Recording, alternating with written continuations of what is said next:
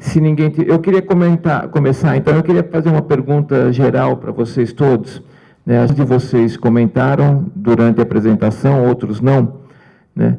Que é essa questão da adaptação, não só com relação à língua, modos de vida, moradia, mas adaptação com relação ao conhecimento. Né? Quer dizer, uma coisa que a gente trabalha muito forte aqui na Mauá e que a gente se orgulha com relação à qualidade do curso que vocês têm.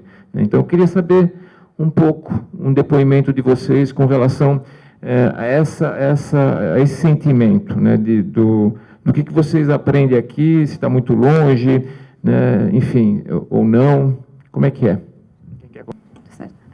Eu, na verdade, achei aqui muito forte, não senti nenhuma dificuldade de falar, nossa, que porcaria que está aqui, lá é muito melhor. Na verdade, eu achei bem ao contrário, achei que aqui a gente está se preparando muito melhor do que lá, porque lá, eu, né, não falei na apresentação, a impressão que dá é que a aula não vai, não anda, que eles só falam um negocinho, né? E mais você corre atrás. Mas eles são muito mais focados em pesquisa. Pelo menos a minha experiência foi essa. Eles são muito fortes em pesquisas. Muito. Mas, no resto, aqui eu me senti bem mais preparada do que lá. Foi muito bom. Eu tenho até um exemplo. Eu peguei uma disciplina de estruturas metálicas. A primeira aula foi uma revisão de resistência dos materiais, né? Acho que base do curso civil. E foi tão bem ensinado aqui na Mauá que, assim, eu terminei essa atividade, olhei para o lado, estava todo mundo fazendo ainda. Então, assim, não fui o melhor aluno de resistência dos materiais, estava longe disso aqui na Mauá, mas lá foi assim, eu terminei, o pessoal ainda estava fazendo, ainda tinha dúvida. Então, assim, e fora isso, acho que fora da aula, acho que a principal adaptação é que a gente não está acostumado a fazer tanto trabalho fora, né? A gente tem um trabalho ou outro fora para fazer, só que nessa própria aula eu tinha lição de casa, literalmente, assim, todo dia. Eram 2 aulas por semana, eu tinha que fazer de terça para quinta um jogo de exercícios, de quinta para a próxima terça outro jogo de exercícios, e assim foi o semestre inteiro nessa disciplina, por exemplo, e em outras também, né? Acho que essa foi, acho que, a principal da adaptação que eu tive que me adaptar aí, né, para fazer. O fato que eu acho que é importante ressaltar também sobre a Mauá aqui você é exigido. O nível de dificuldade das provas da Mauá é alto. Lá na minha universidade eu sentia que as provas não eram tão dificultosas assim, não eram tão elaboradas como aqui, mas esse caminho até chegar no conhecimento necessário para passar numa prova, lá é muito mais penoso. Isso faz você correr mais atrás das coisas, mais atrás do conhecimento por conta própria, e isso incentiva você a pesquisa também, que é o enfoque da universidade fora do Brasil, principalmente. E uma das coisas que surgem dessa proposta mais para pesquisa e por conta própria do aluno é que as aulas tendem a ser um pouco mais práticas, dependendo não sei, no meu caso, no meu curso, eu achei que lá eu tinha um pouco mais de prática do que aqui. E como a gente já falou, lá fora muito mais para pesquisa, aqui na Mauá você aprende muita coisa voltada para a prática, mas principalmente para o mercado de trabalho.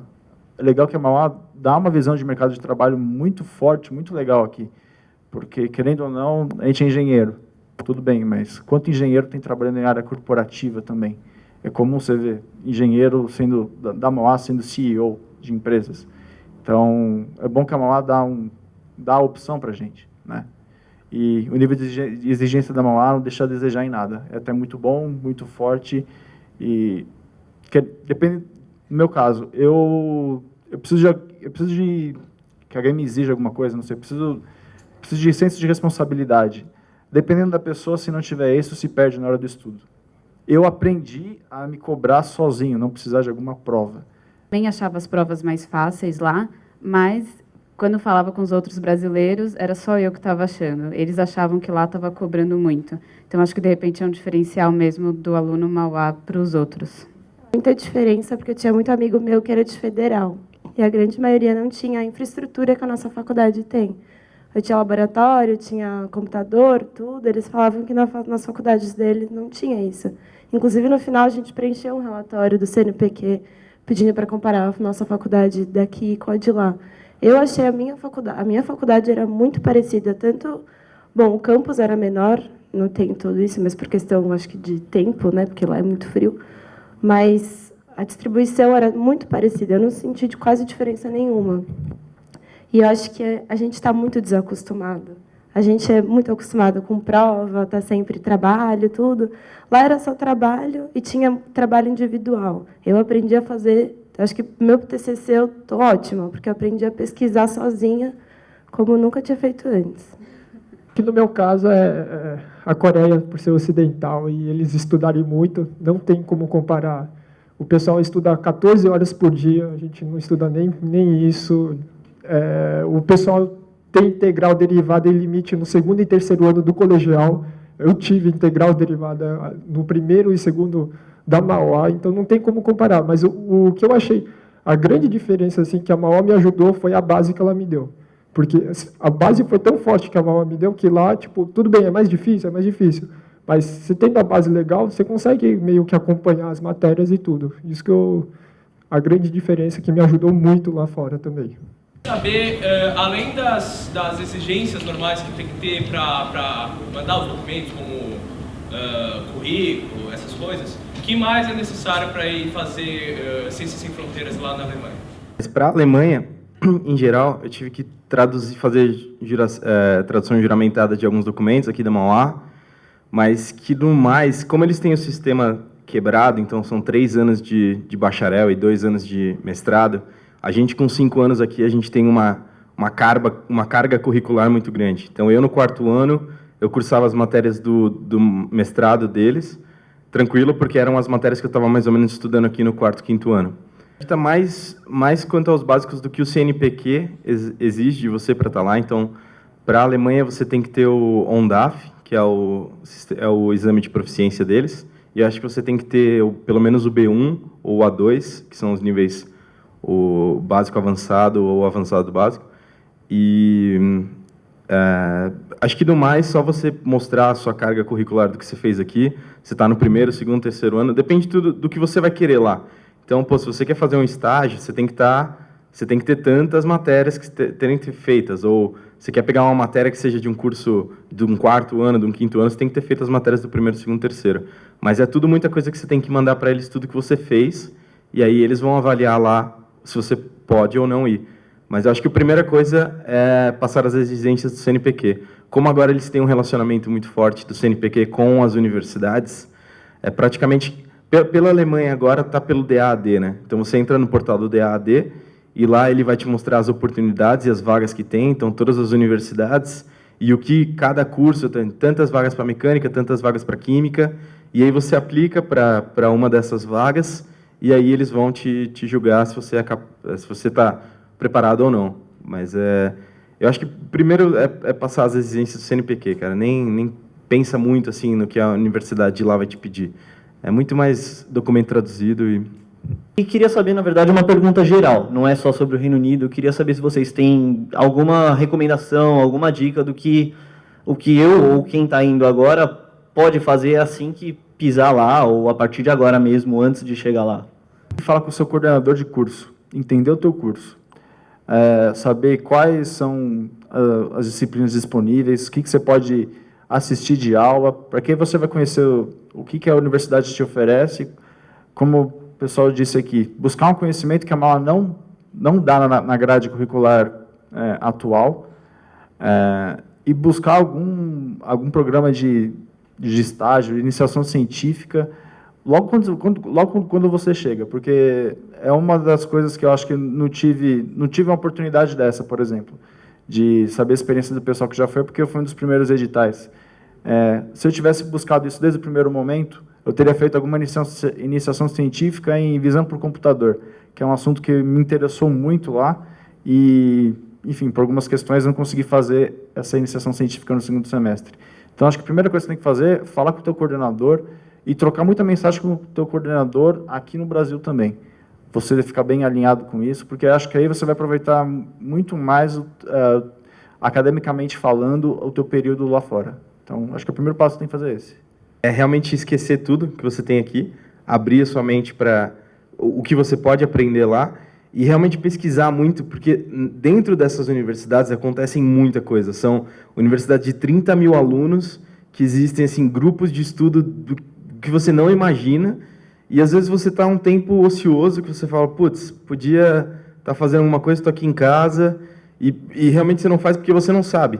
Então, eu que fui descobrir, como alimento, fui descobrir que tinha um grupo que estava participando de um projeto de desenvolvimento de produto, e que eles chegaram aí até bem, foram disputar a final na França, mas que eu não sabia. Então, quando eu descobri, eu falei, caramba, não acredito que tinha isso aqui, e já tinha passado, já estava na metade do segundo semestre, não tinha mais como eu entrar dentro do grupo.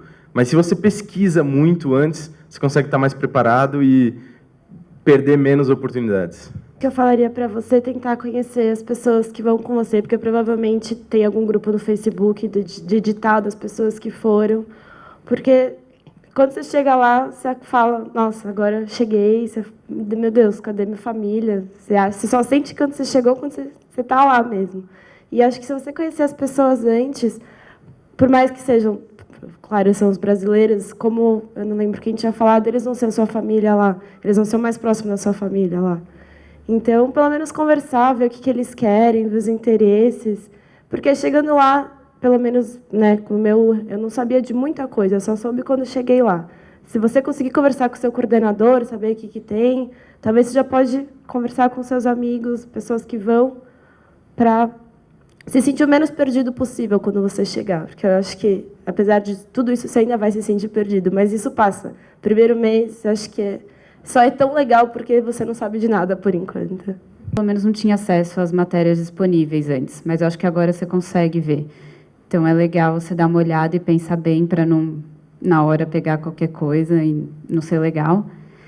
E também para conhecer a faculdade. Pelo menos na minha, tinha um tour que eles faziam e falavam tudo. E tem muita coisa que você não sabe, porque eles têm tanta coisa dentro da faculdade, a faculdade faz tanta coisa que você nem sabe que você não sabe.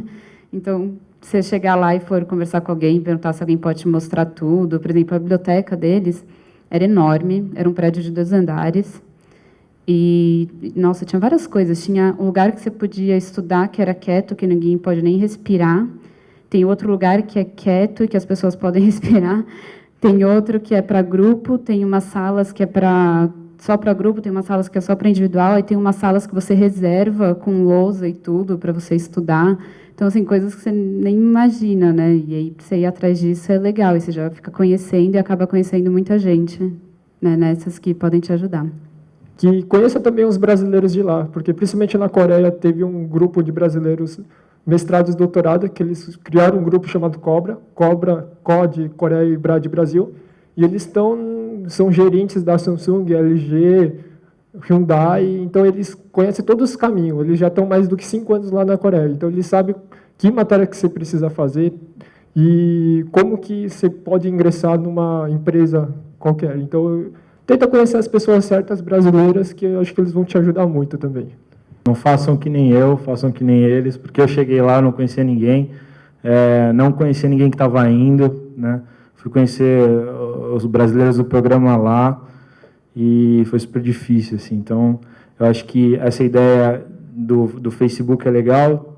Você que está indo agora nos editais aí de agora, o pessoal que está indo agora, tem já o pessoal que está lá na universidade que vocês vão. Então, eu acho que essa é a ideia, procurar gente que já está lá, se informar, para você não chegar perdido. Você sai fluente da Coreia? Você fez algum curso antes de ir para a Coreia? Então, eu já tinha um pouco da língua coreana, mas eu tenho um amigo do Maranhão que ele não falava nada de coreano. E ficou amigo de um coreano lá e agora está falando igual... consigo conversar coreano com ele, tipo, sem fazer aula, sem nada, só andando com o coreano lá, e ele conseguiu conversar, agora ele está tentando um estágio numa empresa coreana, e precisando de um coreano intermediário, e ele falou que já conseguiu, já fez entrevista em coreano. Então, assim, você está no país, então vê a cultura, tenta pegar o máximo da cultura deles, porque acho que isso também vai ser muito bom para você futuramente também. Eu acho que eu tive muita sorte, porque meu grupo de brasileiros era muito legal, a gente se deu bem. Como eu falei, eu comecei a conhecer todo mundo antes de ir. Chegando lá, todo mundo já se conhecia praticamente, já tinha fuçado no Facebook de todo mundo, já sabia tudo. E a gente se deu muito bem. Isso que eu falei no começo, foi sorte, foi azar, porque eu tive muitos amigos que não se envolveram com gente de lá, porque o grupo de brasileiro a gente saía tanto todo mundo junto que esquecia. Eu tive sorte que eu morei com ingleses e acabei ficando muito amiga. Aí eu nunca não tinha pensado em voltar, se pudesse, teria continuado. Mas acho que depende muito, de muitas coisas. Eu em nenhum momento eu pensei em voltar, mas porque também encontrei um grupo de brasileiros espetacular. Eu tenho amigos pelo Brasil inteiro, tenho amigos em Porto Alegre, em Minas Gerais, que o que você mais vai encontrar vai ser mineiro, que tem muita federal em Minas, gente do Nordeste, de Brasília, gente que eu vou para Brasília no jogo da Copa e vou ficar na casa de um amigo meu em Brasília, se tudo der certo. Um amigo meu em Porto Alegre veio visitar a família dele aqui e eu encontrei com ele aqui. Então, você acaba criando vínculos. Se você tiver em dificuldade, assim, vocês acabam se ajudando. Se pudesse, não teria ficado mais, mas teria aproveitado melhor esse 1 ano. Eu acho que 6 meses é muito pouco, 1 ano é bom, e mais que isso, talvez seja demais para algumas pessoas, ou para outras não, mas é tanta coisa, cara, que acontece. É tanta coisa, assim, você sai da sua casa e, puta, no mesmo dia você vê neve pela primeira vez, conhece um cara da Malásia e come uma coisa nada a ver. Come, putz, cachorro, sei lá. É uma coisa que não acontece no seu dia a dia. E aí, quando você volta, você acha a sua vida, assim, tão pacata, você fala, caramba, não é possível que há 2 meses atrás eu estava 10 mil quilômetros daqui, tanta coisa acontecendo, tanta pessoa que eu estava conhecendo, que acho que desistir no meio do caminho é um desperdício. É um desperdício. Conheci 2 caras que... ele tinha ido para ficar 6 meses, a gente, fica mais. Ele, não, eu tenho que voltar, tenho que me formar. E tem outro também que estava nessa mesma situação, e os 2 hoje se arrependem. Então, eles falam, puta, cara, eu voltei, e o que eu achava que era, não era. Então, preferia ter ficado lá e ter aprendido muito mais coisa. O momento que eu fiquei mais triste de toda essa experiência foi 2 semanas depois que eu voltei.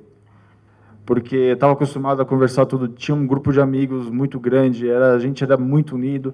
Aí eu voltei para cá, ficava na minha casa, ia para Mauá. Na minha casa, ia para Mauá. Todos os meus outros amigos antigos trabalhavam, não tinha contato. Fiquei com depressão quando eu voltei, não quando eu estava lá. Foi o que aconteceu comigo. Aí fiquei, mas que saco, meu. O que eu vou fazer agora? Já estudei, já vi TV, joguei videogame, já pesquisei na internet, já vi Facebook. Cadê o meu amigo para conversar? Entendeu? Então, relaxa. Quando você está lá, é o que ele falou, aproveita, véio, aproveita. Não pensa aqui. Quer dizer, não pensa, entre aspas, né? Enfim, isso aí. Aproveita as oportunidades. E quanto a custos, uma diária média de hostel é 20 euros. Chutei alto ainda. Você acha coisa por menos. 15 euros, você acha muita coisa boa ainda. Uma passagem de metrô, 3 euros, individual. Se eu comprar o diário, dá 8. Né? Dependendo do lugar, é mais barato até. Uma passagem de ônibus, 20 a 30 euros. Passagem de avião, você pode gastar desde 10 euros até 45 euros. Depende da temporada, do dia, da antecedência. Que mais? Museus, 10 euros, 8 euros. Por dia você gasta uns 35 euros fora estadia. Mais ou menos isso, com alimentação e tudo. Só um negócio que ele falou que é engraçado, como você recebe de 3 em 3 meses, se você não fizer o gerenciamento correto disso... Não, é trimestral. Então, você recebe em boladas, assim. Do nada, você tem 4 mil euros na sua conta. Você fala, eu tô milionário. E aí, a primeira semana sou rico poderoso. Tô ali na festa, não sei o quê. Aí, tô rico, sou bilionário. Aí, quando chega ali no fim do mês, você começa a colecionar latinhas, você começa a pedir sabão em pó emprestado. É um gerenciamento muito engraçado e que é muito rico para a pessoa passar por isso e começar a falar, eu tenho 10 euros para passar 4 dias. E tem que ser, e vai ser assim. Não vou pegar mais ônibus, vou a pé. É uma coisa engraçada. Eu queria falar que eu nunca aprendi a gerenciar tanta coisa. Tipo, você vai pesquisar tudo que é mais barato, você vai Antes das viagens, pesquisa tudo, pesquisa hostel, pesquisa viagem, eu digo... provavelmente, porque os voos baratos são de manhã, então você aprende a gerenciar uma viagem perfeita. E aprendi também a cuidar nunca tive que cuidar da vida financeira, eu fazia planilha Excel, ia lá, cuidava de tudo. Aconselho a fazer isso porque é verdade, você recebe no cartão, você vai receber o cartão do CNPq, e aí você recebe a cada 3 meses. E uma outra coisa que eu ia falar também é que quando você chega, você recebe o auxílio instalação e o auxílio material didático. Os meninos tinham esse auxílio material didático, auxílio instalação até o final do ano, porque homem não gasta com compra, né? Então eles tinham dinheiro até o final. Eu acho que esse é o mais legal, porque também voltar em cima do TG é complicado, porque essa é uma fase da sua vida e você não pode esquecer o resto aqui, né? Você ainda tem que voltar e termina direito a sua faculdade, né? Vai voltar, tá tudo atropelado, eu acho que é mais complicado. E no terceiro, quando você já terminou o terceiro, você já tem uma maturidade e uma base legal também para ir. Ela quis dizer no meio do ano, porque ela foi em julho e voltou em julho. Eu fui no final do segundo e voltei agora para o terceiro. Eu acho que depende muito do que você quer.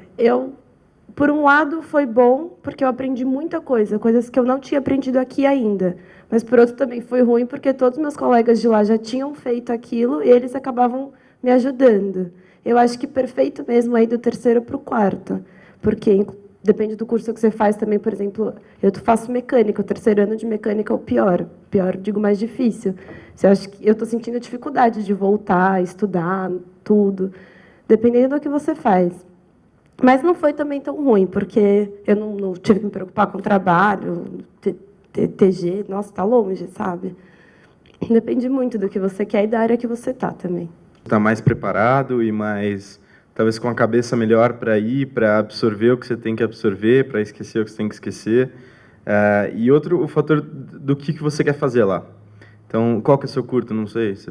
Por exemplo, se você fosse de alimentos, que é o meu caso, se você está no segundo ou terceiro ano, você está estudando ainda a grande parte mais básica, mais elementar da engenharia de alimentos. E aí você ter isso aqui ou ter isso lá é igual. As matérias são passadas da mesma forma, o conteúdo é o mesmo. Só que se você puder ir para lá para aprender uma coisa que não tem aqui ou que você não vai ver aqui, eu acho que vale muito mais a pena. Por isso que indico para ir mais para o fim do curso. Bom, queria agradecer muito a participação de vocês relatarem essas experiências. E acho que é importante falar para vocês, eu convivi com eles antes deles irem, né, e depois. E, assim, eu fico muito feliz, já tinha uma admiração imensa por eles, e na volta mais ainda, porque eles foram lá, fizeram um programa muito bacana, se autorrepresentaram, né, representaram a Mauá e o Brasil muito bem. A gente só tem recebido das instituições que eles ficaram, né, e também de outros alunos, muitos elogios, né, e isso faz realmente a gente acreditar que vale a pena, né? O trabalho é grande, a caminhada que eles tiveram foi bastante grande, mas eles cumpriram muito bem. Tá? Quero agradecer muito a presença de vocês e essa colaboração, né? E a gente vai ter outras mesas, vocês vão ser convidados também novamente. E muito obrigada, gente, muito obrigada mesmo.